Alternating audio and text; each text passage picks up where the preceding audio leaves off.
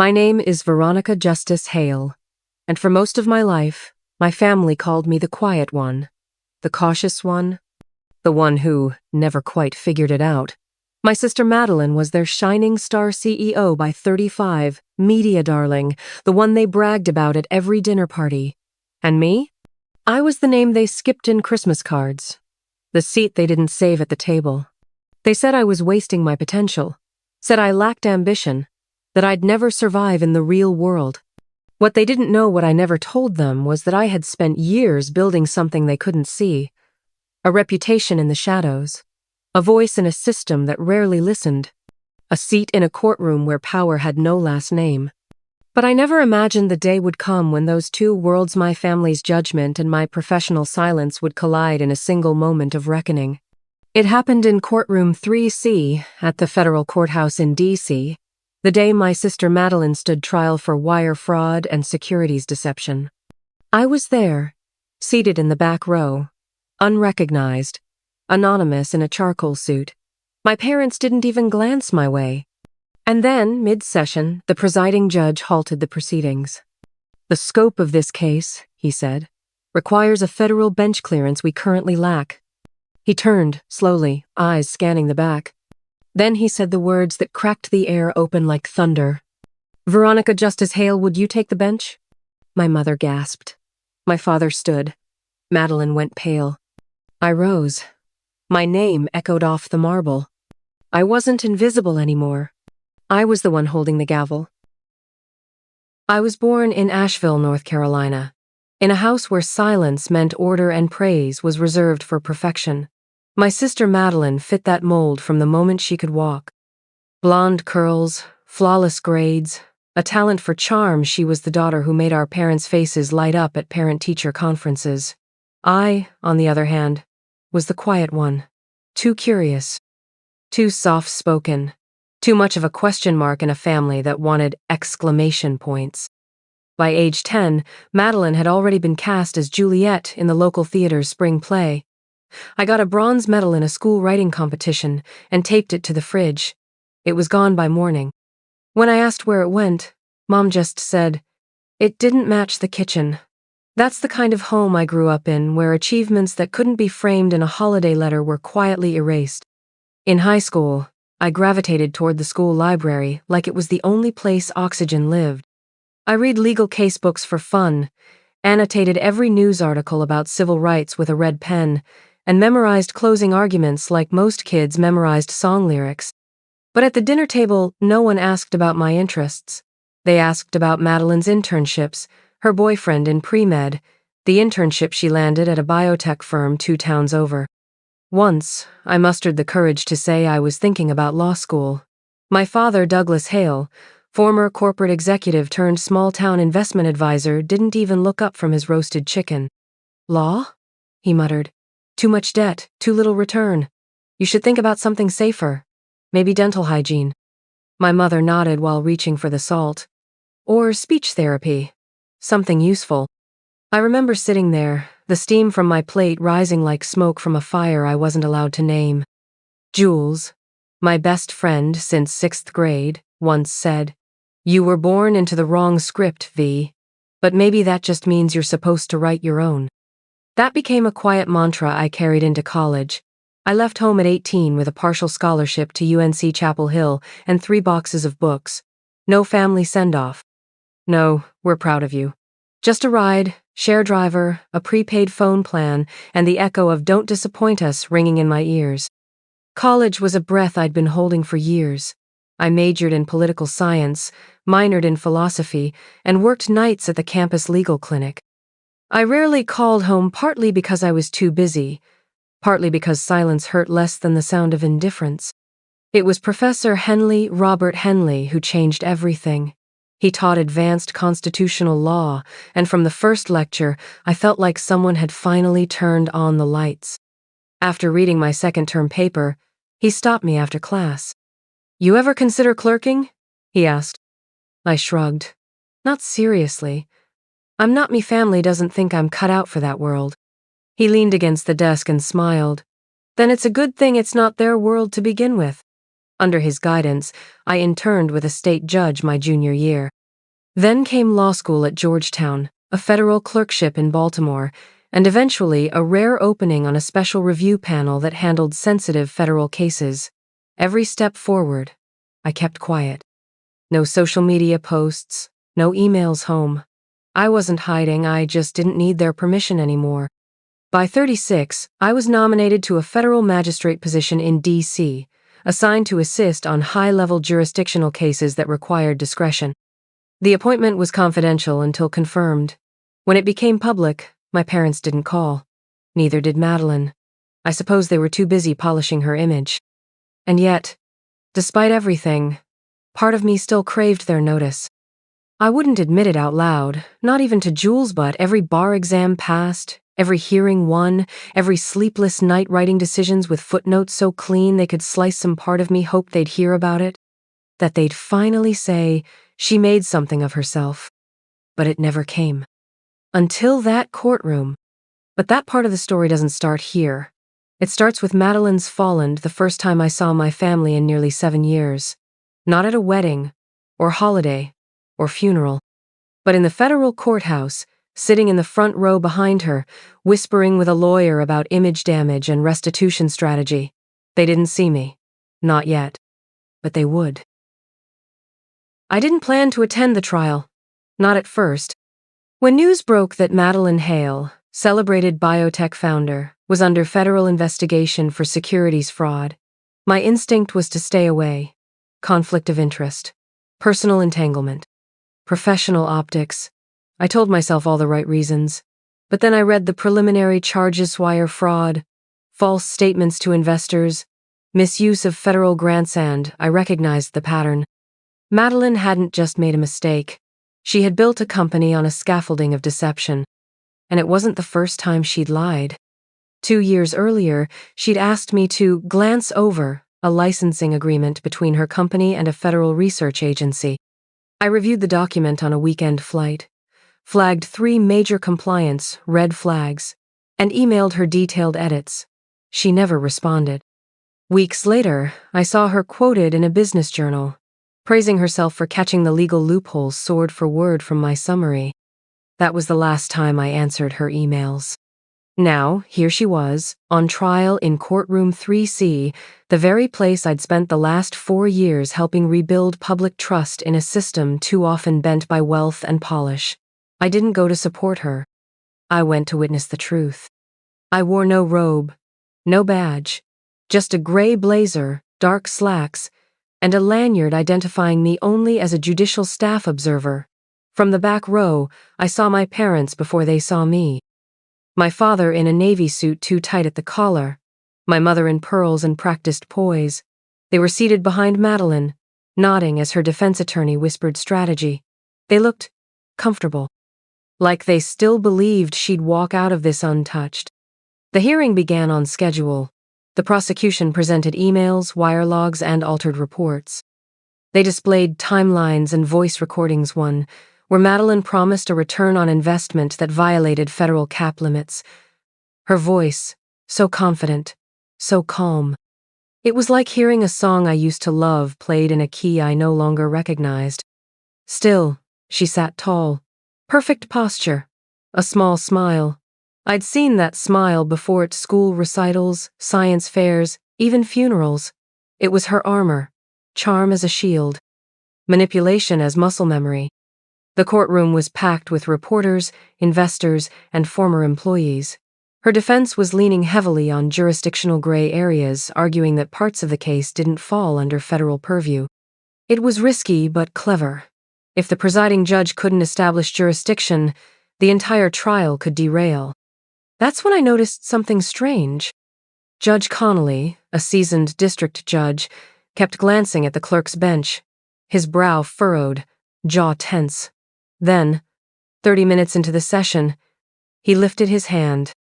"Court will recess for 10 minutes, he said. His voice was steady, but I saw it, the uncertainty in his eyes. I stepped out into the hallway for water, and that's when it happened. I heard him. Not in the courtroom, but in a side hall, behind the frosted glass door. I don't have the clearance, he was saying into the phone. This crosses federal contract territory. We need a judiciary officer with bench clearance for crossover funding cases. Silence. Then, is Hale on site? My stomach flipped. A moment later, my own phone buzzed. An internal message. Be prepared. You're being activated for Bench 3C. I stood still, staring at that message. I knew this was possible. Weeks earlier, the chief magistrate had warned me the case could escalate. Since I had a personal conflict, I had recused myself as led, but they'd listed me as emergency standby should jurisdiction become a problem, and no alternative could be arranged in time. But I never imagined they'd actually call me in. Not today. Not this case. When the judge returned, the room fell silent. This court, he began slowly, has encountered a jurisdictional issue that requires immediate remedy. The nature of federal funding involved in this case and the timeline of alleged violation succeeds the parameters of this court. He turned and looked directly at me.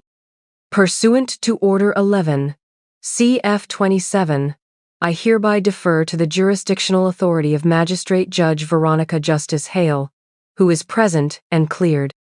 Gasps rippled through the gallery. My parents turned as if yanked by invisible string. My mother's hand flew to her mouth. My father's expression hardened into confusion. Madeline's jaw twitched. I rose. Calmly. Deliberately. I walked past rows of reporters and spectators, each step sharp against the marble floor. All rise, the bailiff called. For the Honorable Veronica J. Hale. The gavel felt familiar in my hand smooth, balanced, worn. My voice, when I spoke, came steady. This court now proceeds under federal jurisdiction. All prior objections are noted. Let us continue. I didn't look at my family. Not yet. Not as I outlined federal statute, clarified the applicable case law, and granted the prosecution's motion to reframe their case under the appropriate statutes. The defense attorney fumbled, clearly unprepared for the escalation. I remained professional, restrained. But every decision I made sent a quiet, resounding message. I am not the girl you dismissed. I am not the failure you pitied. I am the one they now call Your Honor. By the second day, the courtroom no longer felt like a place where Madeline Hale might walk free. It felt like what it was always meant to be, a place where truth demanded air. And I was the one ensuring it could breathe. I maintained distance, not just professionally, but emotionally. No eye contact with my family, no lingering glances, just the law. Every motion ruled upon, every objection handled with clarity. The prosecution built its case brick by brick, false valuations, altered grant reports, forged performance data. Madeline's legal team scrambled to slow the bleeding, but nothing they offered could match the weight of what was coming. On the third morning, the prosecution requested to introduce a new piece of audio evidence previously sealed under investigative review. I reviewed the motion, checked the clearance, and nodded. You may proceed. The court quieted as the speakers clicked on. It was a voice recording taken from a private investor meeting 6 months before the indictment. Madeline was speaking, confident, even amused. I mean, come on, she said, laughter in her voice. Half those reports are dressed up fairy tales. We inflate, they invest, everyone gets paid. Nobody asks questions when the money flows. That's just how you play the game. Silence. Then a few gasps. I watched the jury-only man dropped his pen. A woman on the end shifted in her seat. The recording ended with her voice, smug and smiling. It's not lying. It's optimism, packaged properly. Madeline sat perfectly still. My mother's hand clutched the edge of the bench like it was the only thing holding her upright. My father looked straight ahead, face pale, the skin around his jaw twitching. I took a breath and turned to the jury box.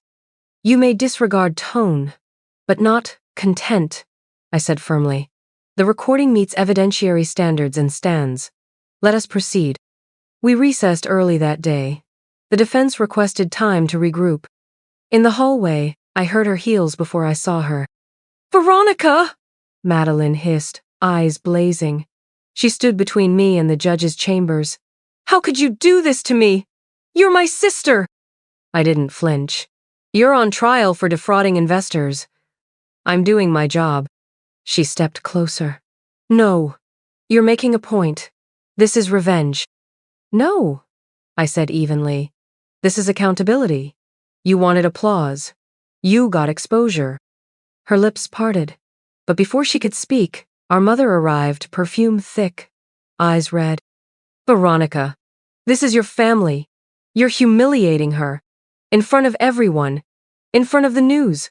What are you thinking? I turned toward her. I'm thinking that for 38 years, I waited for one of you to see me as more than a mistake.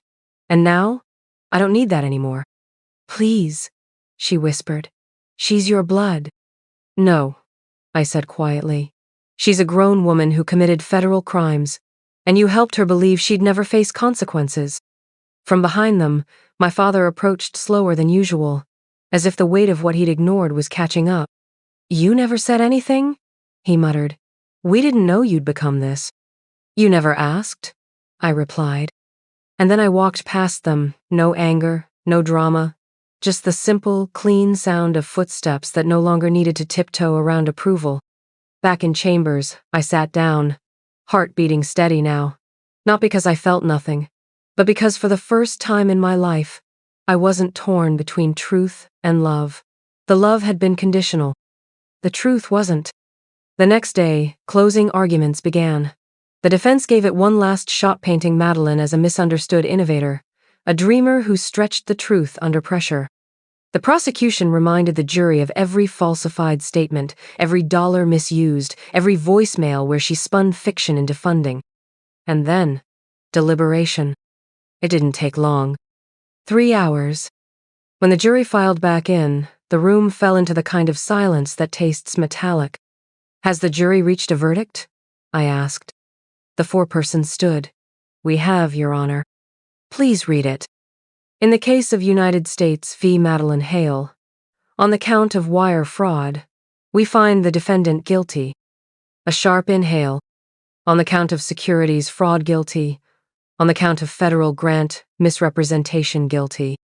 The words dropped like stones. Madeline closed her eyes. My mother gasped, barely able to breathe. My father put a hand on her back, but didn't speak. I didn't look at any of them. I kept my posture, my tone. Sentencing will be scheduled within 30 days. Court is adjourned. Gavel. As people rose, reporters rushed from the room. I stood, turned, and walked back to chambers. Only once I was alone did I sit again and exhale. A few minutes later, Jules knocked on the door and slipped inside. You did it, she said. No, I replied quietly. The law did. She smirked. Sure, but the law didn't walk in there like a ghost and walk out as thunder. That was you. I smiled for the first time in days. And when she left, I sat alone with the silence I used to fear. But this time, it felt earned. The weeks after the verdict were quiet in a way I'd never experienced. Not hollow, not lonely, just still.